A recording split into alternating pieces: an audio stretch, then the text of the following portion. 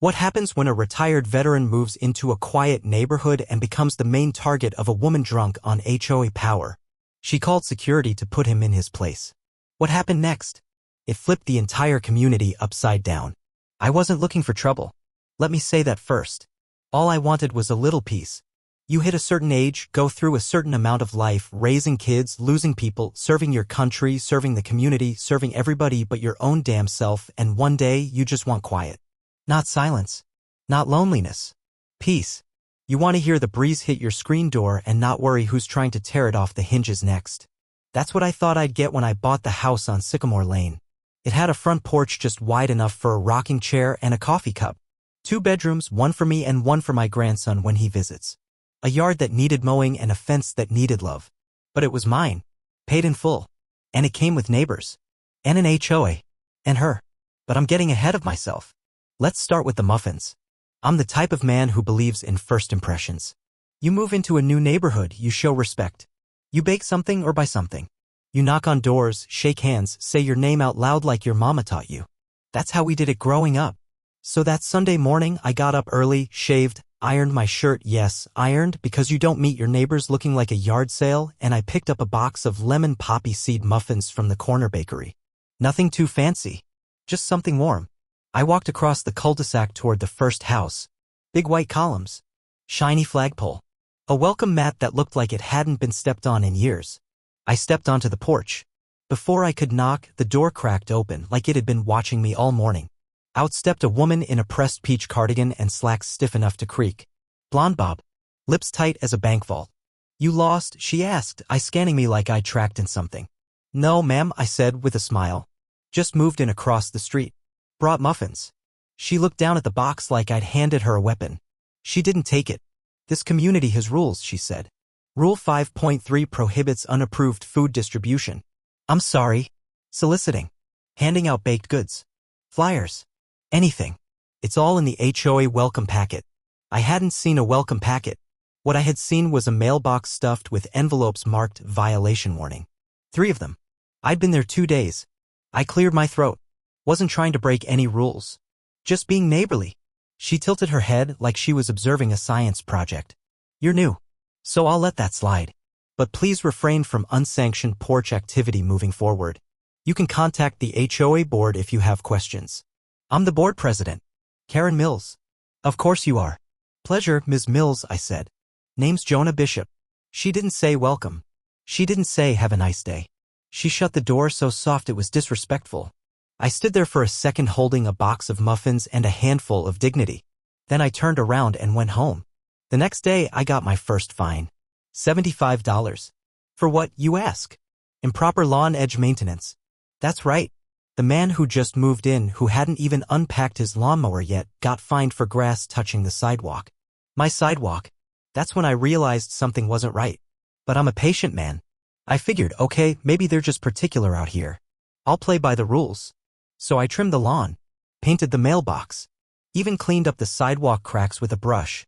I got my yard so neat it could have been in a magazine. 2 days later, another fine. $100. Unauthorized street-facing signage. It was my welcome home granddad sign. My grandson had made it with crayons. Taped it to the window for me. Karen walked by that morning with her little clipboard. Smiled, one of those tight-lipped, sour-souled smiles. That night, the letter came. I took the sign down. But I didn't take it to heart. Yet. Week 3. I'm pulling weeds when a black SUV rolls down the street and parks right in front of my house. Out come 2 men in security uniforms. HOA security, patches and all. One of them's got a body cam. The other's got a taser strapped to his hip. Taser. For weeds? Afternoon, sir, the lead one said. Young guy. Didn't look old enough to rent a car. We got a report of unauthorized landscaping activity. Come again. You moved those rocks, he said, pointing to the stone border around the flower bed. That wasn't on file. All alterations must be approved. I took a breath. I pulled 3 weeds and pushed a rock 6 inches to the left. The younger one looked nervous. The older one, white guy, mid-40s, power stance like he's waiting for a reason, looked like he wanted to write me up for breathing. You'll need to attend a compliance hearing, the older one said. Next Tuesday. A hearing, I repeated. It's standard protocol. You'll get an email. They left. I stood in my yard staring at the rocks like they were contraband. That night I had a moment. I looked at the mirror. The lines on my face. The silver in my beard. The army tattoo on my shoulder. I'd been through deployments, divorces, layoffs, and lockdowns. And here I was being surveilled over landscaping. You know that look you give yourself when you're 2 seconds from snapping but still holding it in with duct tape and prayer? That was me. The final straw came with chalk. My grandson came over for the weekend. Logan's 6. Bright kid. Loves drawing trucks. That Saturday he pulled out his chalk and started sketching on the driveway. Nothing wild, just cars and squiggles and his name in big block letters. 15 minutes later, guess who shows up? Karen. With 2 HOA officers. Logan saw them and ran behind me. Is there a problem? I asked flat. Defacement of property, Karen said. Chalk art is not permitted on visible surfaces. Ma'am, I said, my voice low, he's a child. It's chalk. Rain'll take it by morning. She didn't blink. Rules are rules. We maintain standards here. That's when I laughed. Not the funny kind. The tired, fed up, edge of snapping kind. That's real interesting, I said. Because I remember maintaining standards too. 20 years. Military. Then another 10 in private security. I helped write codes of conduct like the one y'all throwing at me every 3 hours. She crossed her arms. I suggest you read the packet more carefully. That night I sat on the porch with a glass of sweet tea and stared at the blinking red light from the HOA patrol car idling 2 houses down. It wasn't about grass. Or signs. Or rocks. Or chalk. It was about me. I didn't fit their image. I didn't play scared. I didn't smile and nod when they told me to shrink. But see, I've been quiet long enough. I've taken hits, played nice, made muffins. And they're still coming. So now? Now I stop holding back. To be honest, I thought I'd seen it all, but what happened next? That changed everything. You don't want to miss what came after this mess. It only got bolder. I don't mind rules. Let me say that again. I don't mind rules. I wore a uniform for half my life. You don't get to retire with 2 decades behind you and a spine still standing unless you know how to follow a chain of command. I've enforced curfews. I've built safety protocols from scratch. I've trained men who now train other men. But there's a big difference between structure and control. And that woman across the street? Karen Mills? She wasn't running an HOA. She was running a kingdom. And baby, I was the new rebel in town. After the chalk incident, I thought maybe she'd ease up. Maybe she got her fill, sent her little warning, and now she'd move on to harassing someone else's mailbox. I was wrong. 2 days later, I woke up to a notice stapled to my tree. Stapled. Not taped. Not slid under the door. Not mailed like a civilized letter. Karen had her little minions put a staple into my live oak tree like the damn thing owed her money. Violation, unauthorized tree obstruction. Reason?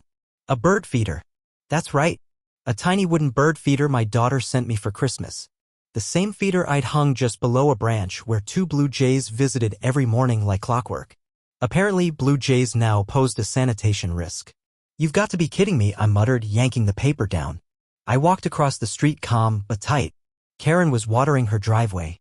Yes, her driveway. I didn't know concrete needed hydration, but I guess out here, even the sidewalk gets spot treatments.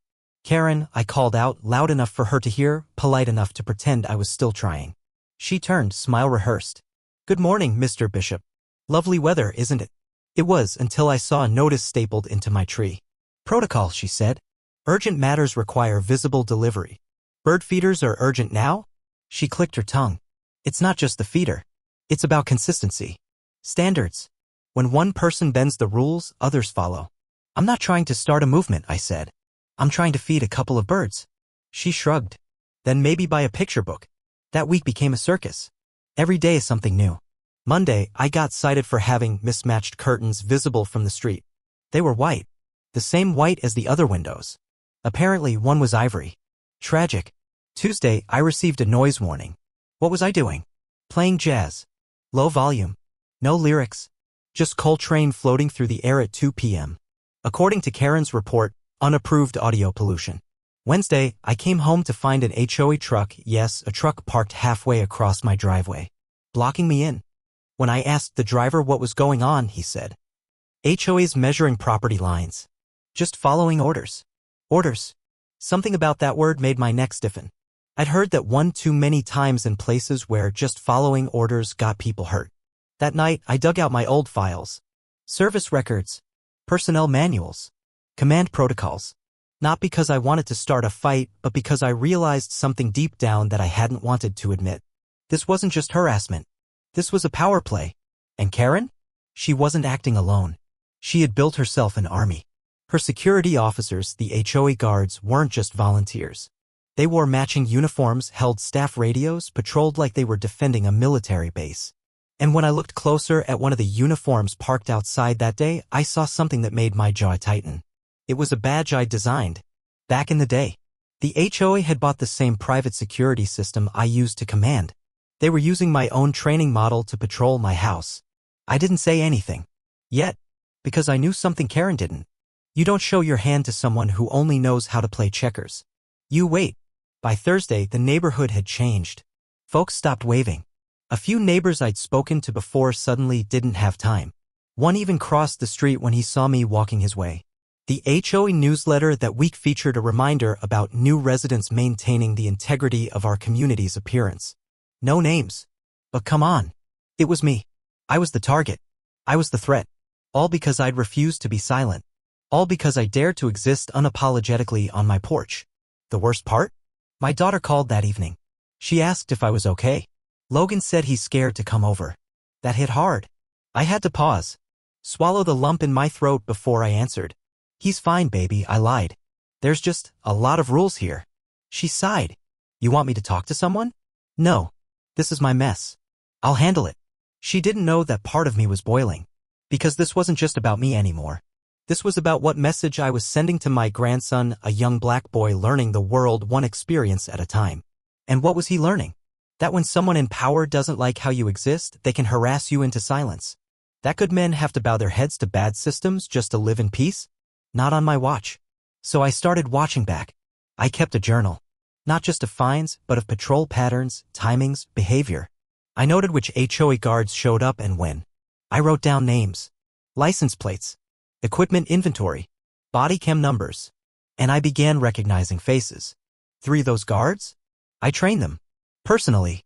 They'd been rookies in a corporate program I helped build. I knew their tells, their posture, even the way they held a flashlight. I wasn't afraid anymore. I was preparing. Because when a system forgets the man who built it, that's when the system gets sloppy. But Karen wasn't done. On Friday morning, I walked outside to get the paper. And there it was. A red tag on my front door. Final warning. Continued non-compliance may result in HOA legal action, including forced arbitration. They were threatening to take me to court. For wind chimes. Yes. My daughter had sent me a pair hand-carved, soft as a whisper, and I'd hung them on the porch for Logan to listen to. Now they were offensive auditory disturbances. My hands shook when I pulled the tag down. Not from fear, but from restraint. Because deep down, I could feel it. They thought they'd broken me. They thought the silence meant surrender. But I've learned something over the years. Stillness doesn't mean weakness. It means calculation. And baby, I was doing math. This is it. The moment we've been waiting for. Everything is about to break wide open, and what happens next? It flips the whole game upside down. You do not want to miss what goes down in part 3. They say every man has a breaking point. Some folks break loud. Others break quiet. Me? I sharpen. When I hit my limit, I don't shout. I study. I don't swing wild, I aim. And after that final red tag got stapled to my door over some peaceful wind chimes, I stopped seeing Karen Mills as just a nosy neighbor. I saw her for what she was. An unchecked authority in a pretty cardigan. And I've spent a lifetime dealing with exactly that. Let me tell you something about leadership. It's not about titles. It's not about flags, whistles, or clipboards. It's about what you do when you're the only one in the room standing up while everyone else sits down and stays quiet. And right now, Willow Creek was a room full of quiet people and one woman holding a megaphone. Well, the megaphone was about to fall. That Saturday, I didn't go to the community pancake breakfast. That was Karen's show, her stage. Plastic tablecloths, passive-aggressive speeches, and voluntary attendance that just happened to be tracked. No thanks. Instead, I called someone I hadn't spoken to in years. Reggie Owens. Reggie used to be my right-hand man back when we ran private security for MetroCore Estates, one of the most high-profile residential command zones in the state. Gated, guarded, government contracted. If you knew what we knew, you didn't sleep through storms, you calculated lightning. Reggie picked up on the second ring. Jonah Bishop, he said, his voice warm and surprised. I figured you were off the grid somewhere teaching squirrels how to salute. Close, I said. You got a minute? Always. What's up? I'm in a place called Willow Creek. HOA thinks it's a battleground. Problem is, they're fighting with my tools. There was a pause. Then, oh, so they brought knives to a chess match. That Sunday, I pulled out the uniform. Not the military one, the private one. Midnight blue jacket. Brass nameplate. Black leather boots. The uniform I wore when I trained the men who trained these HOA guards. I pressed it crisp. Wore it sharp. I didn't wear it to brag. I wore it to remind. At 10 a.m. sharp, the HOA security patrol did their usual sweep. Black SUV. Logo shining. 2 guards. I stood in my driveway, hands behind my back, still as steel. They slowed down when they saw me. Rolled down the window. Everything all right, sir? The younger one asked Davis. I remembered him now. Used to forget to check his corners during training. Better now, I said. Been meaning to talk to y'all. They looked at each other. Sir? I know who trained you. Because it was me. Silence. I wrote the defensive entry policy you're quoting every time you threaten an old man over chalk. I designed your patrol grid. Your badging sequence. The chain of command paperwork you've got sitting in your glove box, it's got my signature on page 2. The older one, Ramirez, cleared his throat. Mr. Bishop, Commander Bishop, I corrected, not unkindly. You can check with your HQ if you doubt it. I reached into my folder. Pulled out a signed photo of me giving a field briefing in front of the same MetroCorps emblem on their SUV. Davis took it. Eyes wide. We didn't know. I know you didn't, I said. But now you do. So let me make this clear. I stepped closer. If you're gonna patrol my home, you better patrol it right. Not based on complaints from a clipboard queen who thinks hummingbirds are a threat to civilization. Ramirez glanced down, nodded once. Slowly. I don't expect favors, I said. I expect standards. The kind I trained you for. Can I count on that? Another nod. Yes, sir. Now, I didn't expect that moment to stop Karen. She wasn't a woman who respected authority unless she invented it. But I had something better than power. I had presence. That same day, I hosted a barbecue. No permits. No approval. No clipboard signatures.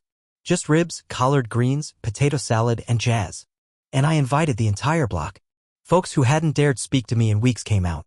Sat down. Ate. Laughed. Brought pies and chairs. At first, they were stiff, nervous. Karen might be watching. But then something happened. A little boy drew a chalk rainbow on my driveway. And no one stopped him. Karen, of course, showed up. Around 4 p.m. she marched up the sidewalk like the block owed her a refund. Mr. Bishop, she said. This gathering was not cleared through HOA event coordination. There are rules. Karen, I said, not yelling. Did you bring a plate? She blinked. Excuse me. Because we've got ribs. Might change your life. I'm not here to socialize. I'm here to enforce policy. Well, while you're at it, I said, handing her a paper, here's my formal notice of HOA code review. I've submitted a request for procedural audit through the Regional Housing Oversight Council. Effective immediately. Her lips parted. You went over my head? No, I said with a smile. I went over yours, around it, and through it. I called in a few friends. The next 48 hours were chaos for Karen. Because what she didn't know. HOA systems are legally accountable when misused. And when they're tied to private enforcement structures like MetroCorps. That's my arena. I'd filed a complaint backed by evidence. Fines without hearings. Selective enforcement. Use of security personnel for personal vendettas. And yes, retaliation. 3 of her policies were flagged for review. 1 of her guards was pulled for conflict of interest. And Karen? She got a letter from MetroCorps requesting a formal statement because the name Jonah Bishop still carried weight. But here's the real kicker. The next morning I saw her, standing on her porch. For the first time, not with her arms crossed. Not with a clipboard. Not with that tight smile. She looked at me. And nodded. Just once. That nod didn't fix everything. But it meant one thing. She knew she couldn't push me anymore. This is the moment. But don't move yet because the final chapter brings it all full circle. What happens next will settle everything, not just for Jonah, but for the whole block. Trust me, you want to see how this ends. Some people think closure means revenge. Let me correct that. Real closure isn't about payback, it's about peace. And believe me, after what went down in Willow Creek, I had to earn that peace like a man crossing a desert with no shoes and no map. But I wasn't bitter. I wasn't even mad anymore. Because sometimes when you survive the storm, you realize it wasn't meant to destroy you, it was meant to rebuild you. A week had passed since the barbecue. The audit reports were in full swing. Karen's HOA empire was under review from the county housing authority, and let me tell you, she was no longer the queen of anything. The guard patrols? Quieted down. The citations? Stopped appearing like clockwork. And the neighbors? They changed too. Folks who used to act like I was invisible started making eye contact again. Started talking. Real talk about how they'd been scared to push back, scared to lose their standing, scared to be next on Karen's list. Truth is, I wasn't the only one she'd targeted. I was just the first one who pushed back loud enough to echo. But then came the final blow. It wasn't big. It wasn't dramatic. It came in the form of a folded note. No envelope. Just paper slipped under my doormat one morning. It read, "Mr. Bishop, you were right. I let control become my comfort. I forgot how to be a neighbor. Sincerely, Karen." Now, don't get it twisted. This wasn't some teary apology over lemon bars and coffee. It was a quiet surrender. A white flag from a woman who realized she'd built her authority on fear, and that fear just packed up and left. The very next HOA meeting was different. For starters, it was outside. Public. No closed-door rules. No exclusive invitations.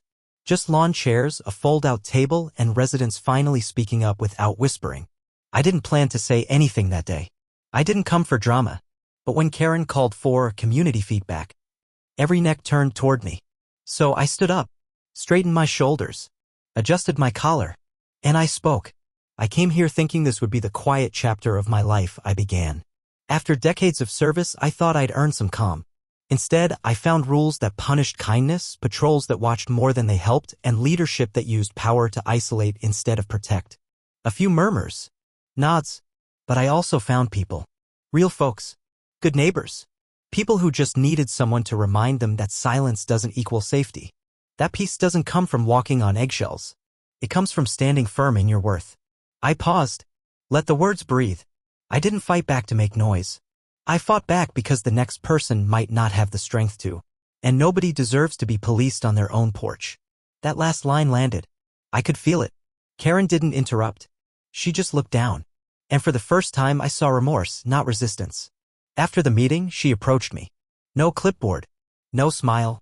Just a woman stripped of her armor. I was wrong, she said. I didn't mean for it to go that far. I didn't let her off the hook. But I didn't slap her with shame either. Intentions don't always match impact, I replied. But owning it? That's a start. She nodded. Slowly. Then walked away. Not defeated. Just different. Weeks passed. The neighborhood softened.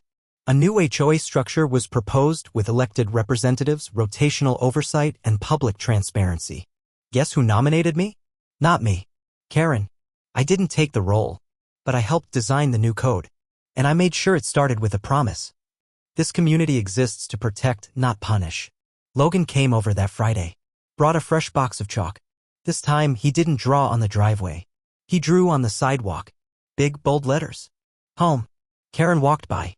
Looked at the drawing. Then smiled for real this time. She even waved. Progress isn't always a parade. Sometimes it's just a wave. I'm still here. Same house. Same rocking chair. Same wind chimes that sparked a civil war. But now the breeze feels different. Like it's not checking for trouble anymore. Like it's finally mine. Because here's what they don't tell you about fighting for respect. It's not about proving who's in charge. It's about proving you're not going anywhere. And me? I'm planted. Right? Here. Now you've seen the whole journey from muffins to mayhem, from silence to strength. But if this story hit you where you live, don't let it end here. Stand tall, speak up, and remember, you don't need permission to protect your peace.